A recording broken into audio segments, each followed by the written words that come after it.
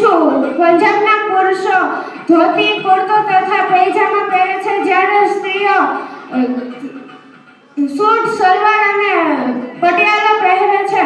પંજાબના મુખ્ય પાક ઘઉં, શેરડી અને સરસવ હોય છે. પંજાબ રાજ્યમાં મુખ્યત્વે લોહરી, તીજ, બસંત પંચમી, વૈશાખી જેવા તહેવારો ઉજવાય છે. અમારું લોકપ્રિય નૃત્ય ભાંગડા, સમી તથા ઝુમર છે. Thank you.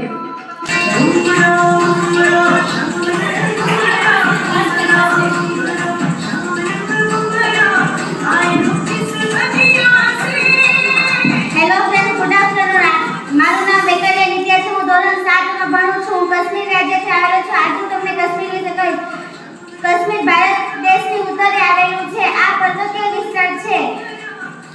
કાશ્મીરમાં ઝેલમ અને સિંધુ જેવી નદી વહે છે. Thanks to all.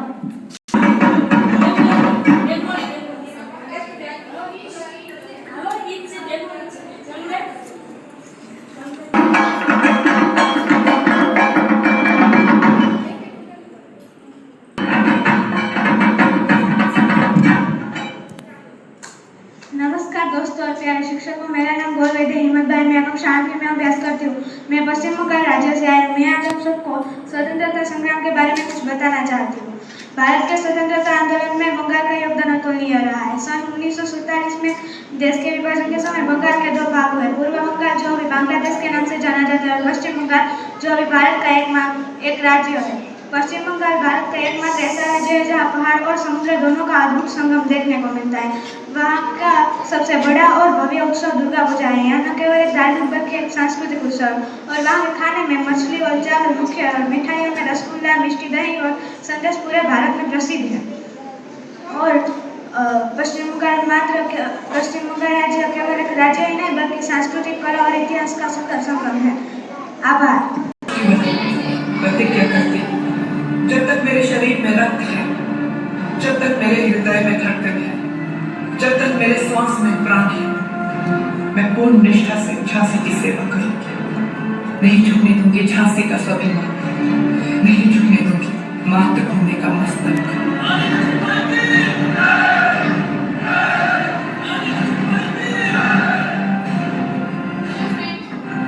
लक्ष्मीबाई महाराज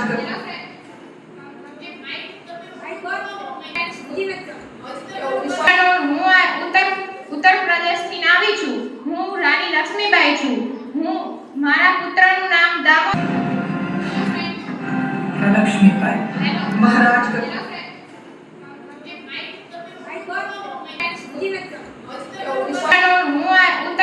ઉત્તર પ્રદેશથી આવી છું. હું રાણી લક્ષ્મીબાઈ છું. હું મારા પુત્રનું નામ દામોદર રાવે હતું.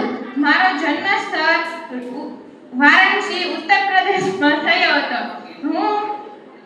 રાણી લક્ષ્મીબાઈ એક કુશળ યોદ્ધા હતા. તેને નાનપણથી જ તલવારબાજી અને ઘોડાસવારીની તાલીમ આપવાની શરૂ કરી હતી. તેમને એક અંગ્રેજોને મારા હતા. ભાગ ફિરંગી आज आई है झांसी की रानी. भागो अंग्रेजों, मैं अपनी झांसी की एक एक बूंद नहीं दूंगी, नहीं दूंगी, नहीं दूंगी.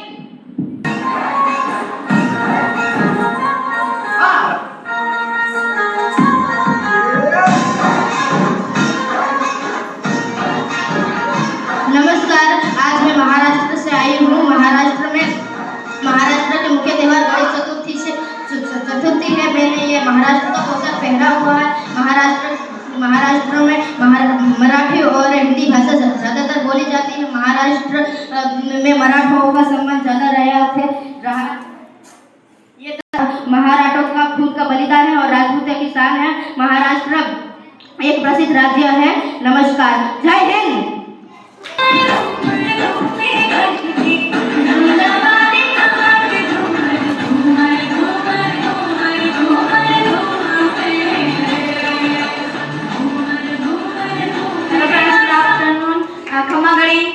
આજે હું રાજસ્થાનથી આવેલી છું.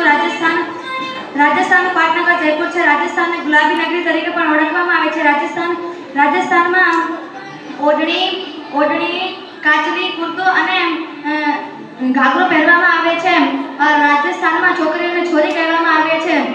રાજસ્થાનની ભોજનની વાત કરવામાં આવે તો દાળ બાટી ચૂરમા અને ઘેવર સાથે તેનું ભોજન સમાપ્ત થાય છે. થેન્ક્સ.